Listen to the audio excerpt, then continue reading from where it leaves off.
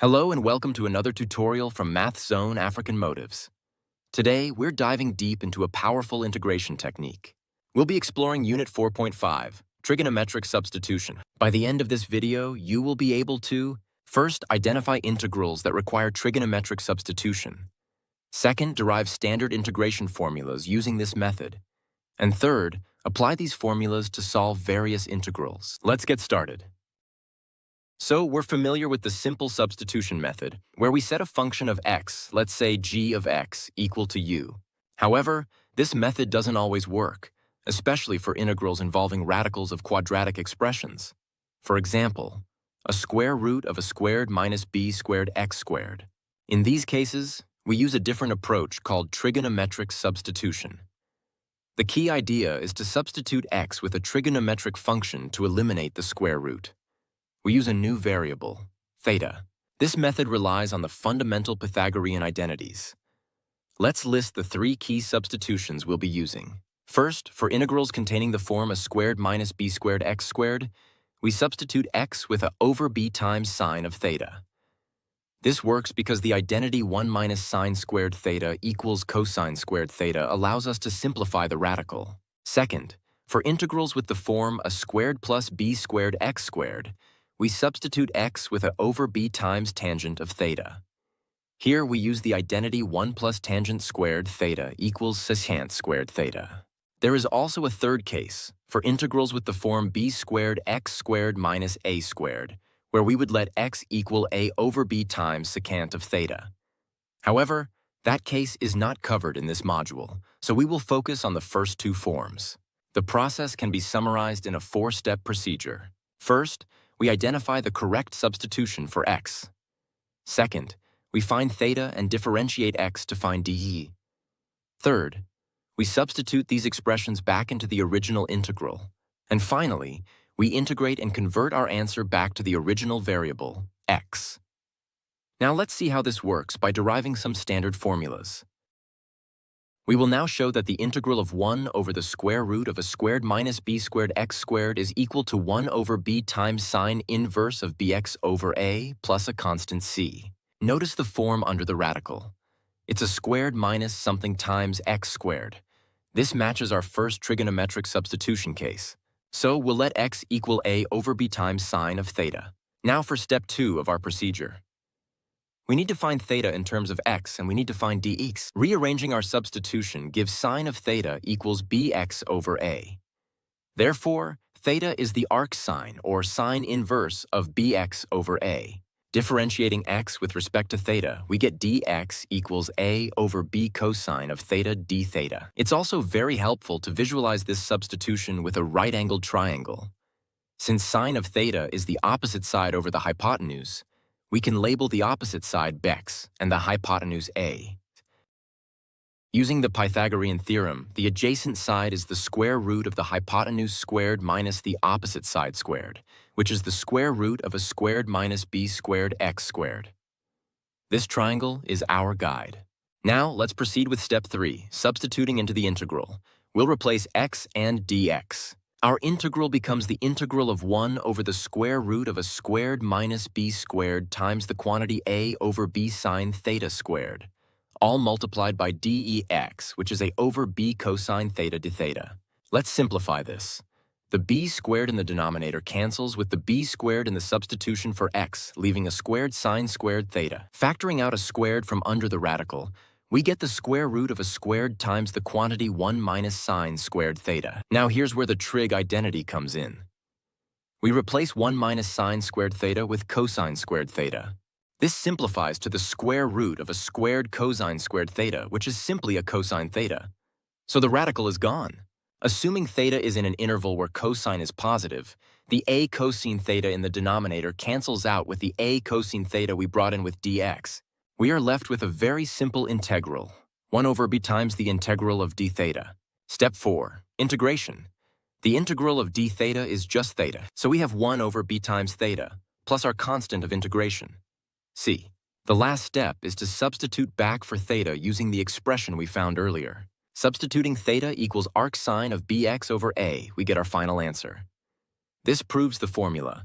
We can write verified using memo.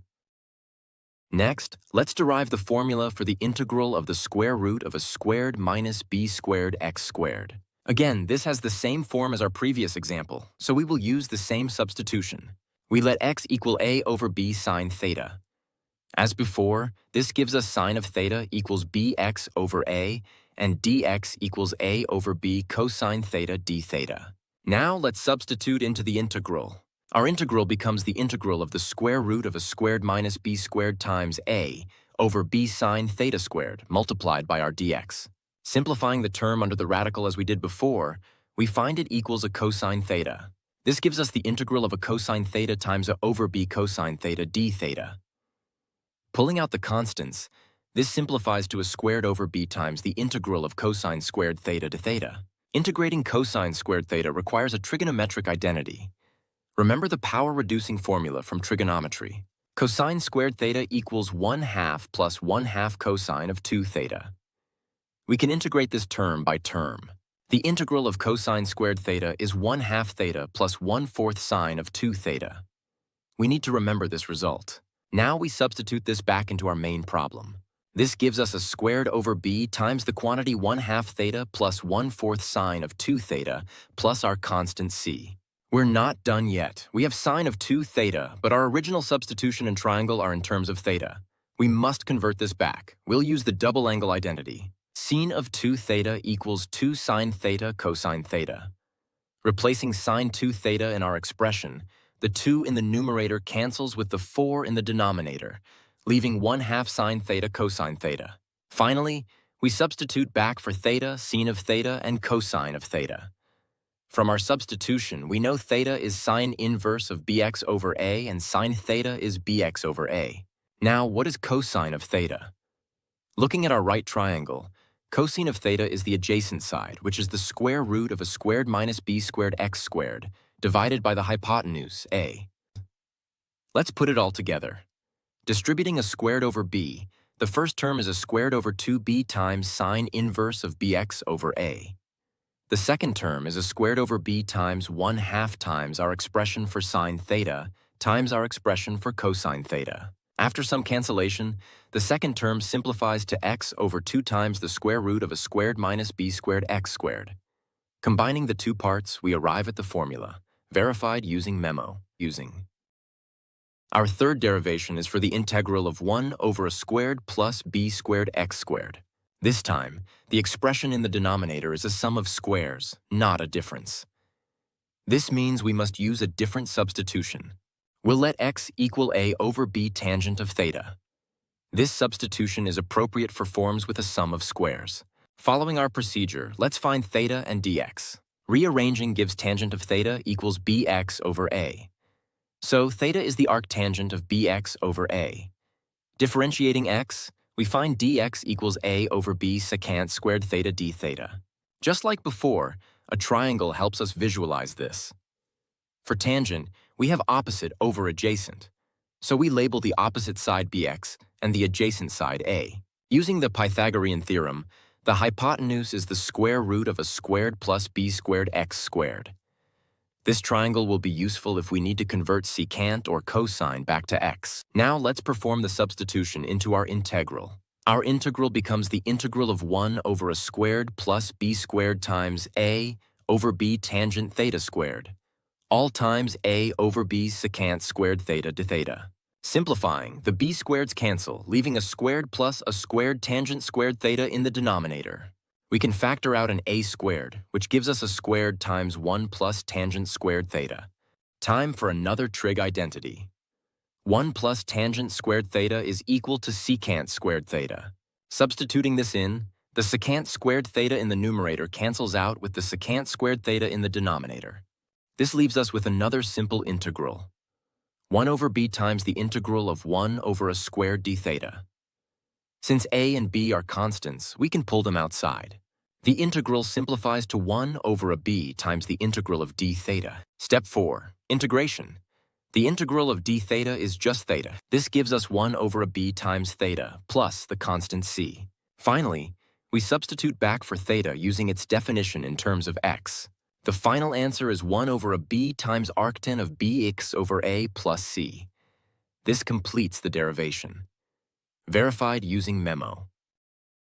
The derivations we just did are important because they give us standard formulas that we can now apply directly without going through the entire trigonometric substitution process every time, unless specifically asked to.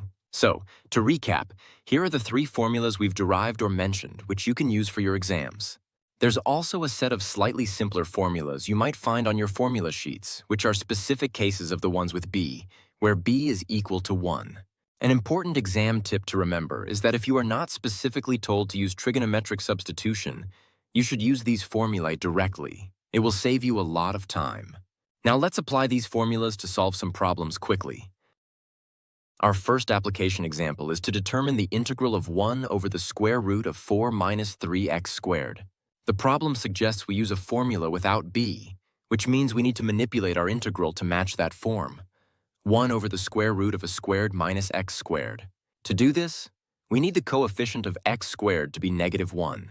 We can achieve this by taking 3 out as a common factor from the expression inside the square root. The square root of a product is the product of the square roots. So we can write this as the square root of 3 times the square root of 4/3 minus x squared. We can then pull the 1 over the square root of 3 out of the integral, leaving us with an integral of the correct form. Now we can use our formula. The integral of 1 over the square root of a squared minus x squared is sine inverse of x over a. By comparing the inside of our integral with the formula, we see that a squared is 4/3, which means a is the square root of 4/3, or 2 over the square root of 3. Now we just substitute a into the formula. Our integral becomes 1 over root 3 times the quantity sine inverse of x divided by 2 over root 3 plus c. Simplifying the argument of the inverse sine function, we get root 3x over 2, verified using memo. Our next example is to determine the integral of the square root of 9 minus 4x squared. This integral is of the square root of a squared minus something times x squared. We'll use the corresponding formula. We'll use the formula for the integral of the square root of a squared minus x squared. Just like before, we must ensure the coefficient of x squared inside the radical is -1. It's currently -4. We take 4 out as a common factor.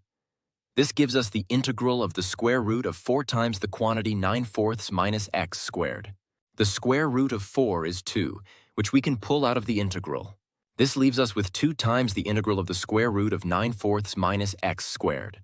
Now we compare this to our formula. The quantity 9/4 is in the position of a squared. So a squared is 9/4, which means a is the square root of 9/4, which is 3/2. Let's substitute a equals 3/2 into our formula. Don't forget the 2 we pulled out front. Our expression becomes 2 times the bracketed formula, where a is 3/2. After distributing the 2 and simplifying the terms, we arrive at the final answer. Verified using memo. Now, the document mentions an alternative solution using the formula with b. Let's take a look. Our original integral was the square root of 9 minus 4x squared. Comparing this to the formula with b, we can see that a squared is 9, so a is 3, and b squared is 4, so b is 2. Now we simply substitute a equals 3 and b equals 2 directly into the formula. Substituting these values, we get 9 over 2 times sine inverse of 2x over 3, plus x over 2 times the square root of 9 minus 4x squared. Simplifying, we get the exact same answer as before. As you can see, this method is much faster when you know the correct formula. Let's move on to an integral with a sum of squares. We want to find the integral of 1 over 3x squared plus 5.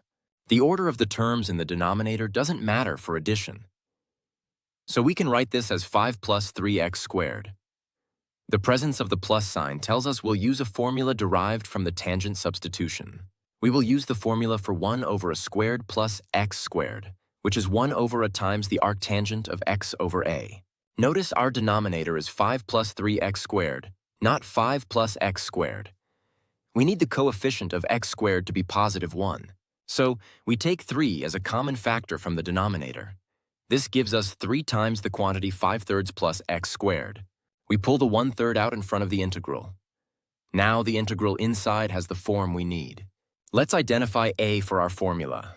The term 5/3 is in the position of a squared. So a squared is 5/3. This means a is the square root of 5/3, which is the square root of 5 divided by the square root of 3. Now we substitute this value for a into our formula, and don't forget the 1/3 we pulled out. The integral becomes 1/3 times the quantity 1 over a times arctangent of x over a plus c. Substituting our value for a, we get 1 over root 3 root 5.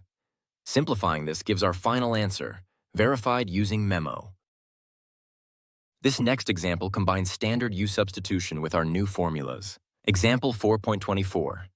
Determine the integral of e to the power of x divided by e to the power of 2x plus 2 with respect to x. First, let's notice that e to the power of 2x is the same as e to the x squared. This gives us a structure that looks like a sum of squares, but the x variable is hidden within an exponential. This is a perfect candidate for a U substitution. Let's make the substitution u equals e to the x. If u equals e to the x, then the differential du is e to the x dx. This is perfect because e to the x dx is right in our numerator. Now let's rewrite the integral in terms of u. The e to the x in the numerator and the dx combine to become du. In the denominator, e to the 2x becomes u squared. The integral is now 1 over u squared plus 2 du. This is exactly the form we need for our arctangent formula. Comparing it to 1 over a squared plus x squared, we see that a squared is 2. If a squared is 2, then a is the square root of 2. Applying the formula, we get 1 over a times arctan of u over a. Substituting root 2 for a, we get 1 over root 2 times arctan of u over root 2, plus c.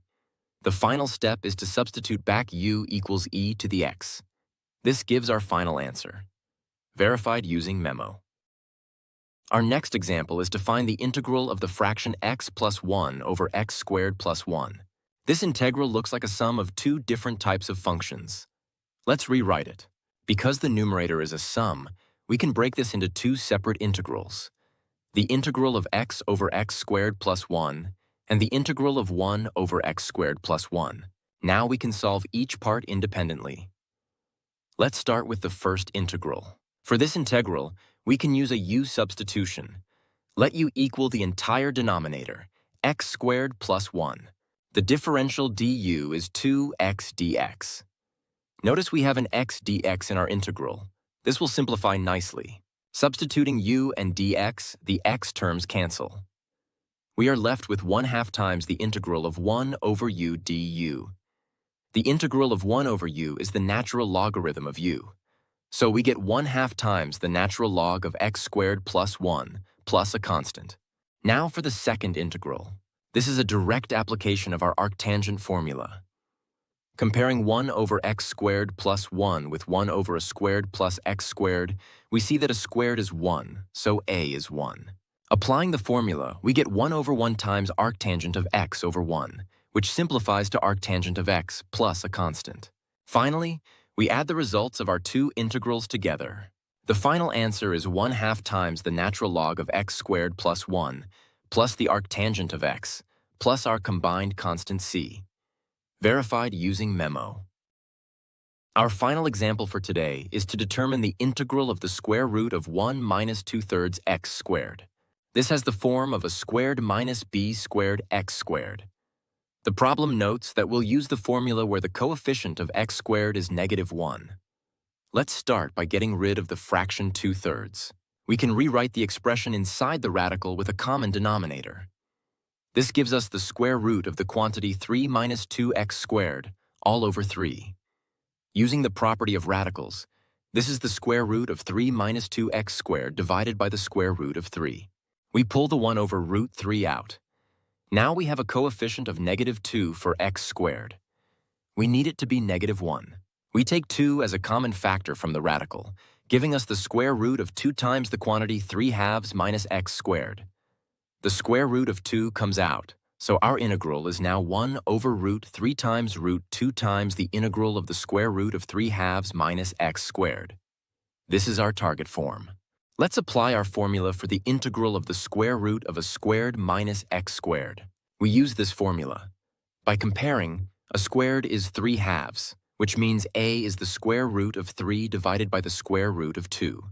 Now we substitute this value for a into the formula and multiply by the constant we pulled out, which is root 2 over root 3. After plugging in a, we distribute the constant term root 2 over root 3 into the brackets. We simplify the fractions and the radicals. In the second term, notice we can simplify the expression under the square root, which is 3/2 minus x squared, to the square root of 3 minus 2x squared all over 2. Let's work through the final simplifications. The first term becomes root 6 over 4 times sine inverse of root 2x over root 3. For the second term, we have root 2 over root 3 times x over 2 times the square root of 3 minus 2x squared divided by root 2. The root 2's cancel out, leaving us with x over 2 root 3 times the square root of 3 minus 2x squared. Multiplying the numerator and denominator of the second term by root 3 to rationalize the denominator, our final answer is root 6 over 4 sine inverse of root 2x over root 3 plus root 3x over 6 times the square root of 3 minus 2x squared plus c. This is the same result as the memo. Verified using memo. Let's quickly revisit the alternative solution shown in the module. This solution appears to derive the answer from the formula presented in the first alternative solution of example 422. Let's see if we can find a simpler path to verification. We can directly compare our integral with this general formula.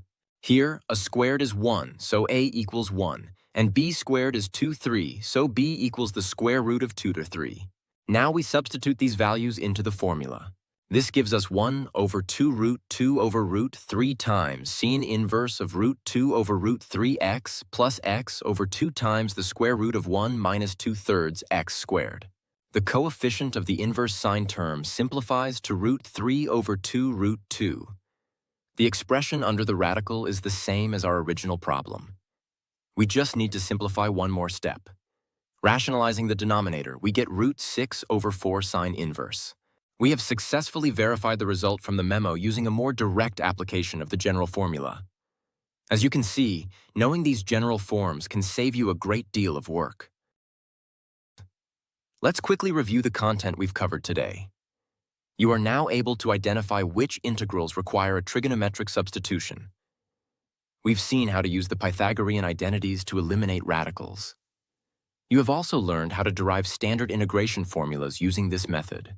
Most importantly, you've learned to apply these formulas to solve various integrals, often by first manipulating the expression to match a standard form, and sometimes by using them in combination with other techniques like U substitution. Thank you for watching this tutorial from Math Zone African Motives. If you found it helpful, please subscribe for more tutorials. See you next time.